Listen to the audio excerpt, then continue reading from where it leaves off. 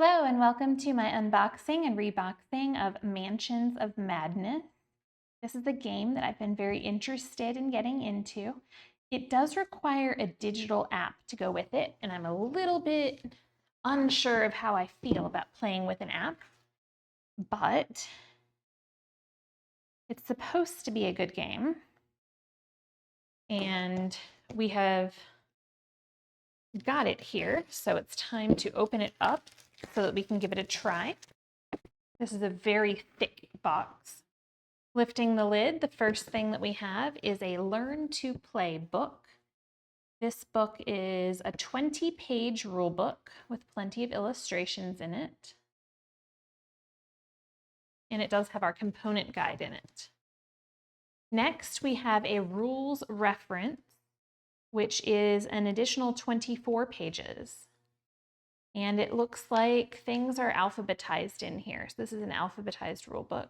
Then we have a page telling us, stop, we must use the companion app and this cannot be played without it. However, you only need one device for the whole table. It does not require everyone to have an app. So it does not require everyone playing to have a phone or tablet. It also says it is available for computers as well. So it looks like you do not need, it says iOS, Android, Mac, and Windows. I have not looked into what is required to run it yet. Next, we have some boards here. It looks like these are probably our 24 map tiles, I'm guessing, at least to start with. We will see here. There are 9 punch boards.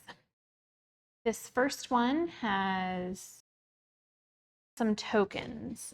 So we have 2 secret passage tokens. It says there's 4 total. No, we have 4. Okay, so these are the secret passage tokens, and these are the barricade tokens, and this is one of the 26 clue tokens, but this is all 4 of each of these. So those tokens look like this on the one side and like this on the other. So this one is hall, corner, 3, and bathroom on one side. And on the other side, it is street 1. This one is attic and attic stairs. And on the other side, it is park pond. This one is bedroom 1. And on the other side, it is alley 1. On the next punch board, we have 3 more room tiles, and we have 8 of our 18 fire/darkness tokens. So these have fire on one side, and we have one of our clues.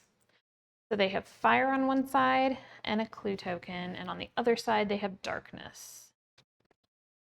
Then we have bell tower and street corner 1. We have bedroom 2 and alley 2. And we have ballroom and warehouse. On our next punch board, we have 8 more of the fire darkness tokens along with a clue token and 3 more rooms. This room is the billiards room on one side and the alley end on the other. This is the entry hall on one side and street corner 2 on the other. This is the basement and basement stairs and the flea market on the other. On our next punch board here, we have 8 of our 16 search and interact tokens. They have the exclamation point on the one side and the question mark on the other, along with 1 more of our clue tokens. And we have 3 more rooms. This one is yard 2 on one side and beach on the other. This one is hall 1 on the one side and dock 2 on the other. This one is front street with storefront, along with garden path and conservatory. The next punch board has our other 8 search and interact tokens and 1 more clue token, and 3 more rooms. This one is hall corner 1, and alley corner 1. This one is hall 2, dock 1. This one is kitchen and dining room, and town square. On our next punch board, we have 8 of our 16 explore and sight tokens. So these are a red lantern on one side and a white eye on the other, along with 1 more clue token and 3 more rooms. This room is root cellar and yard 3, and interior hall, small bedroom 2, and small bedroom 1. This one is hall end and street corner 3 on the other side. This one is hall corner 2 and alley corner 2. Then we have our other 8 explore and sight tokens, along with 1 more clue token. And 3 more rooms. We have the library and yard 1. We have the office and the houseboat. And we have the lobby, and we have yard 4 with the tool shed. And our next punch board has 8 of the 22 person tokens and another clue token. So these person tokens look like this, and on the back they look like this. There should be 22 total, and we had 8 of those person tokens. And we have our last 3 room tiles. This one is the study and rental dock and rental shack. This one is the lounge and the pier. This one is the hall stairs and street 2. Then we have a punch board that has the rest of our small tokens. We have the rest of our person tokens. They are indeed all different. So this is the remaining 14 of those. They look like this. And on the back, they look like this. We have 8 wall tokens. That's these 2 different appearances and 4 doors. So these are the 4 doors, and these are the 8 walls in 2 different designs. And on the back, those look like this, the walls and the doors. We have the rest of our 26 clue tokens here, because we had 8 previous punch boards plus these. We have 6 ID tokens that are these down at the bottom.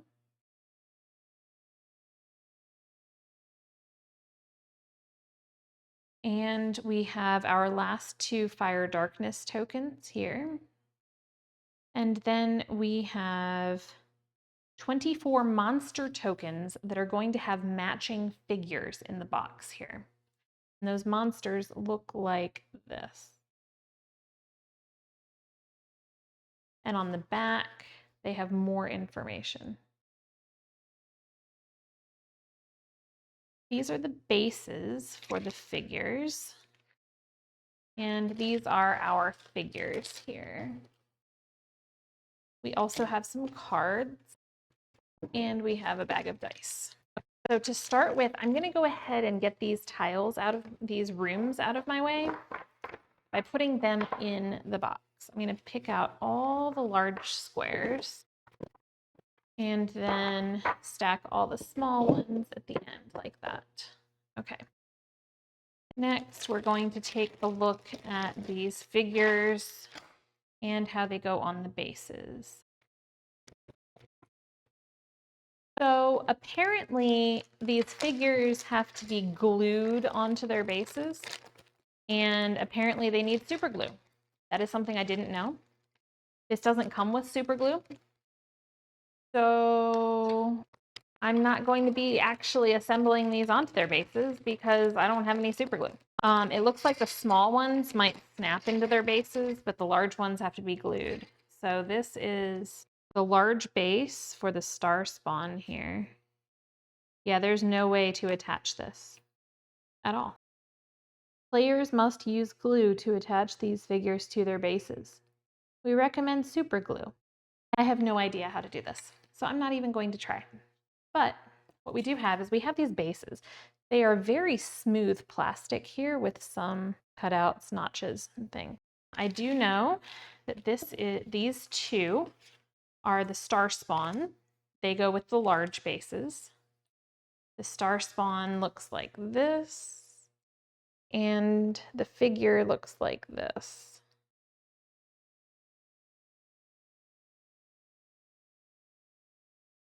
There are two star spawn. The hunting horror and riot go to the medium bases, and the rest go to small bases. So this is the hunting horror. So this goes to a medium base. I don't even know how you would go about attaching it, but this is the hunting horror.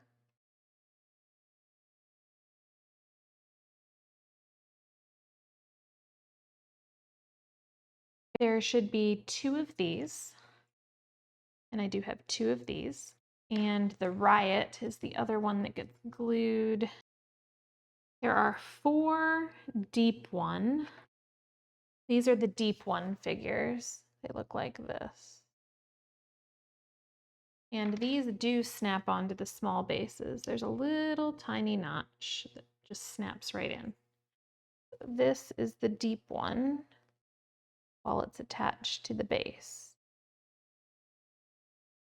And there are four of those. They're just going to fall right off the bases, but it might be good enough for playing with. Definitely not good enough to stay there in the box.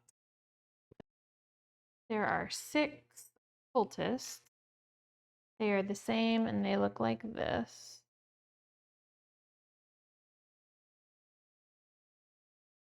They also have the little peg on the bottom for sticking into their bases. This one is the Priest of Dagon. Priest of Dagon looks like this. There's just one of him. And he fits on one of the small bases. There are also 8 investigators and their figures. The investigator figures all have a round base, which makes them easier to sort out. This is the Child of Dagon.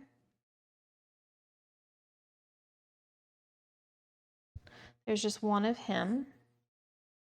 This is the Deep One hybrid. There are 4 of him.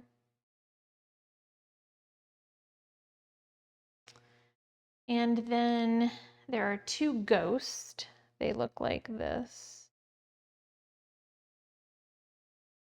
And then there's 2 riots. These also get glued down, and they are actually made up of 3 people on each one. They look like this. We have 2 sets of those. So that is all of the monsters. We really do not have enough bags here to handle all of the things because we have figures and we have bases and we have tokens all over the place, and all we have is the bags that the things came in.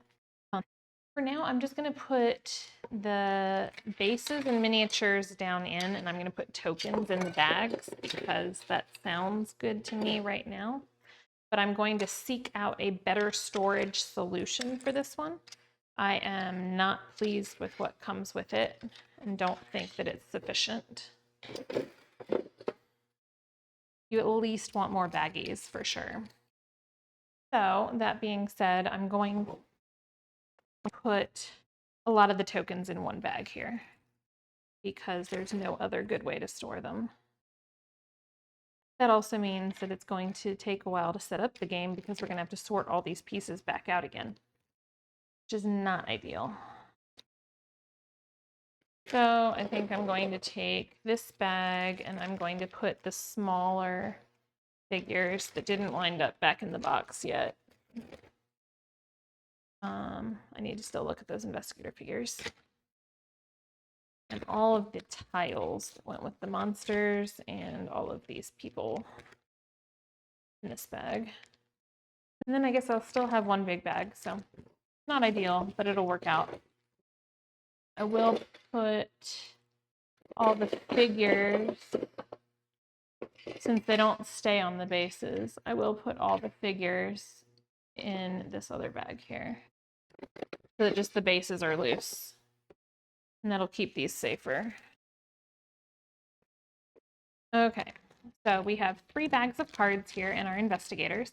These large cards are our investigator cards, so I'll pull those out and match them to our figures here. Okay, so we have this investigator as this figure.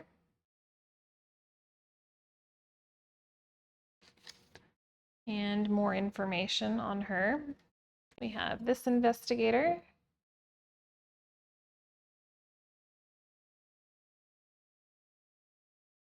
And her figure.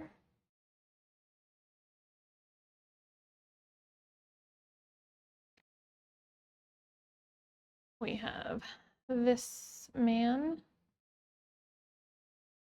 and his figure.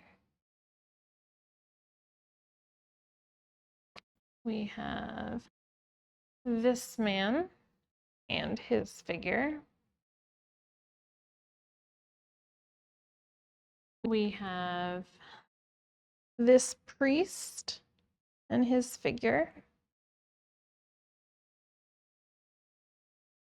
We have this one and this figure. And I thought these matched pretty well, except that I have no idea which one goes with Agatha Crane. This little woman, and I have 2 men left. So maybe it requires the app to figure out which figure goes with which. Maybe somebody that's more experienced with the game would know. But the 2 figures that I did not identify, if I didn't misidentify a different one, are these guys.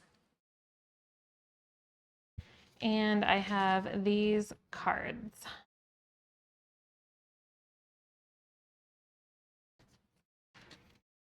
So I am going to add these to this bag and put the cards back in their bag. Then we have small cards. We should have 6 different kinds of cards here. Okay, so we have 40 common item cards. They mostly have this back, and they look like this.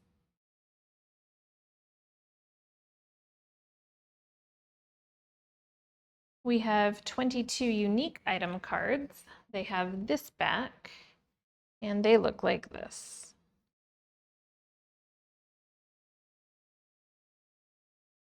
We have 40 horror cards. They have this back, and they look like this on the front.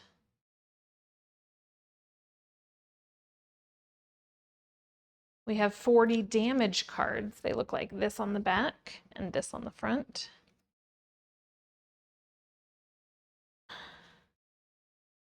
We have 37 condition cards, which includes a whole stack of insane cards that all have this back, and then they have different forms of insanity. We also have this back cards for conditions. And we have 30 spell cards. They look like they have information on the back, and they look like this on the front.